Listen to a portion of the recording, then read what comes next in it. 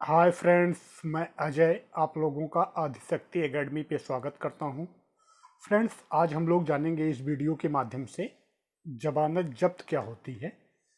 यानी आप लोगों ने प्रेजेंट टाइम इस समय चुनाव का माहौल जो चल रहा था उसमें काफ़ी लोगों के मुंह से सुना होगा कि फला नेता की जमानत जब्त हो गई या फला पार्टी की जमानत जब्त हो गई। तो आज हम लोग इस वीडियो के माध्यम से देखेंगे जमानत जब्त क्या है, इसका क्या प्रावधान है। तो फर्स्ट जो है हम लोग फर्स्ट पॉइंट, पंचायत चुनाव से लेकर राष्ट्रपति चुनाव तक हर चुनाव को लड़ने के लिए उम्मीदवार को एक तय राशि जो है वो चुनाव आयोग में जमा करानी होती है। यानी चाहे पंचायत चुनाव हो या राष्ट्रपति चुनाव हो, यानी छोटे चुनाव से लेकर बड़े चुनाव तक कोई भी चुनाव अगर आपको लड़ना है तो आपको जो है वो यानी उम्मीदवार को जो है वो एक तय राशि जो है वो चुनाव आयोग में जमा करानी होती है।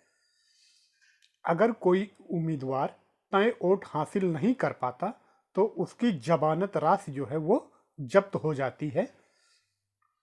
लोकसभा और विधानसभा चुनाव की जमानत राशि का जिक्र जो है वो रिप्रेजेंटेटिव ऑफ पीपुल एक्ट 1951 में किया गया है। राष्ट्रपति और उपराष्ट्रपति चुनाव की जमानत जब्त राशि का जिक्र जो है वो president and vice president election act 1952 में किया गया है।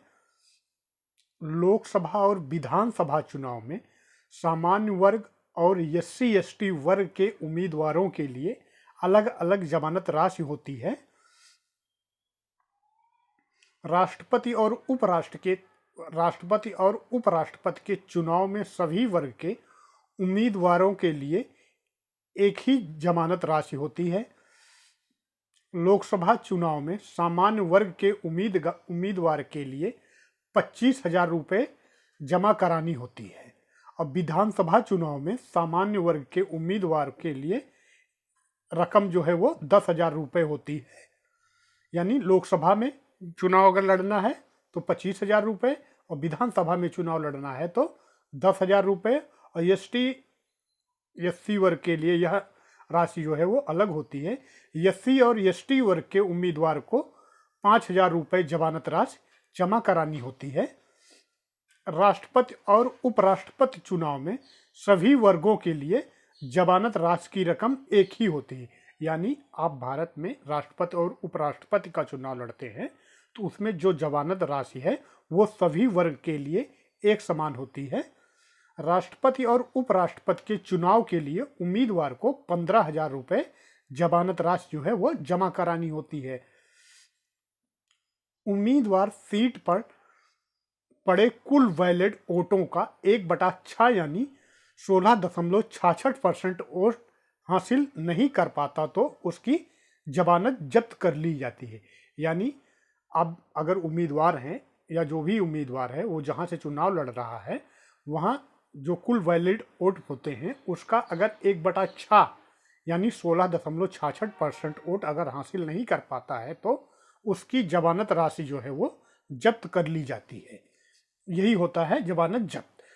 किसी सीट पर 1 लाख वोट पड़े हैं और वहां 5 उम्मीदवार को 16,666 से कम वोट मिले तो उन सभी की जमानत जब्त कर ली जाएगी। उम्मीदवार को जब 1/6 से ज्यादा वोट हासिल होते हैं तो उसकी जमानत राशि जो है वो वापस की जाती है। जीतने वाले उम्मीदवार को भी उसकी रकम वापस कर दी जाती है, भले ही उसे 1/6 से कम वोट प्राप्त हुए। अगर उम्मीदवार कोई वहां पर जीत गया है और उसका वोट जो है वो 1/6 से कम है तब भी उस उम्मीदवार की जमानत राशि जो है वो वापस कर दी जाती है। वोटिंग शुरू होने से पहले अगर किसी उम्मीदवार की मौत हो जाती है तो उसके परिजनों को रकम जो है वो लौटा दी जाती है। उम्मीदवार का नामांकन रद्द होने या फिर नामांकन वापस लेने की स्थिति में जमानत राशि जो है वो वापस कर दी जाती है। तो फ्रेंड्स, ये ही हमारा जमानत जब्त के विषय में जो प्रावधान है, जो जानकारी है वो इस वीडियो में आप लोगों को दी गई है। फ्रेंड्स, अगर आप लोगों को वीडियो अच्छा लगा हो तो please like, subscribe and share. Okay, thank you so much.